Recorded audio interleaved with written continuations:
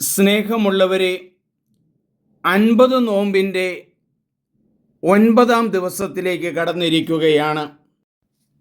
എല്ലാവരും നോമ്പ് നോക്കുന്നവരാണ്. ഈ നോമ്പ് കാലഘട്ടത്തിൽ നമ്മുടെ ഭൂമിക്ക് എത്രമാത്രം പ്രാധാന്യം നൽകുന്നു എന്ന് ധ്യാനിക്കേണ്ട ദിനമാണ്.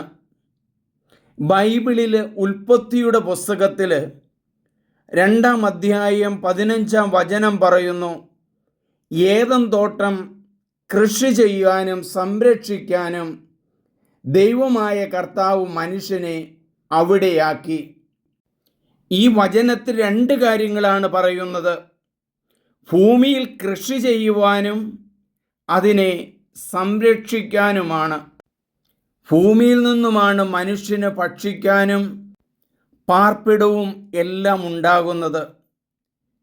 ഈ ഭൂമിയെ ഒരു കന്യകയായി സൂക്ഷിക്കുക എന്നുള്ളതാണ് മാനവൻ്റെ ധർമ്മം, കർത്തവ്യം. മണ്ണിൻ്റെ മണമറിയാമോ? കൈകളിൽ മണ്ണ് പറ്റുന്നുണ്ടോ എന്നൊക്കെ ഈ 50 നോമ്പ് കാലഘട്ടത്തിൽ ചിന്തിക്കണം. ഭൂമിയിലേക്ക് നാം എന്തെങ്കിലും ആവശ്യമില്ലാത്ത വസ്തുക്കൾ, പ്ലാസ്റ്റിക്, കുപ്പികൾ ഇതൊക്കെ വലിച്ചെറിയുന്നുണ്ടോ? ഭൂമിയുടെ സന്തുലിതാവസ്ഥ നഷ്ടപ്പെടുത്തുന്നുണ്ടോ? റോഡിലേക്ക് പേപ്പറും കുപ്പികളുമൊക്കെ വലിച്ചെറിയുന്നതും സംരക്ഷിക്കാതിരിക്കുന്നതും തിന്മയാണ്, പാപമാണ്. ഈ നോമ്പ് കാലഘട്ടത്തിൽ സ്നേഹമുള്ളവരെ, നമുക്ക് റോഡ്, പുഴകൾ ശുദ്ധമായി സൂക്ഷിക്കാനുള്ള വലിയൊരു കടപ്പാടുണ്ട്. ഇതാരും ഏൽപ്പിച്ചതല്ല, ദൈവമായ കർത്താവ് ഏൽപ്പിച്ചിരിക്കുന്ന കാര്യമാണ്. ദൈവം എന്ന് പറയുന്നത് ഒരു മനുഷ്യൻ്റെയും സ്വത്തല്ല. എല്ലാ മതത്തിനുമുള്ളതാണ്, എല്ലാവർക്കുമുള്ളതാണ്. ദൈവം നമുക്ക് നൽകിയിരിക്കുന്ന ഈ പ്രകൃതിയെ വിശുദ്ധമാക്കണം, ശുദ്ധമാക്കണം. അതിനുള്ള ദൗത്യമാണ് ഏൽപ്പിച്ചിരിക്കുന്നത്. എല്ലാവരും പ്രകൃതിയെ സ്നേഹിക്കട്ടെ, പ്രകൃതിക്ക് വേണ്ടി ജീവിക്കട്ടെ, എങ്കിൽ ആയുസ് കൂടും. ഏറ്റവും പ്രിയമുള്ളവരെ, ഇത് നിങ്ങൾ സബ്സ്ക്രൈബ് ചെയ്യണം. നമുക്ക് പ്രാർത്ഥിക്കാം.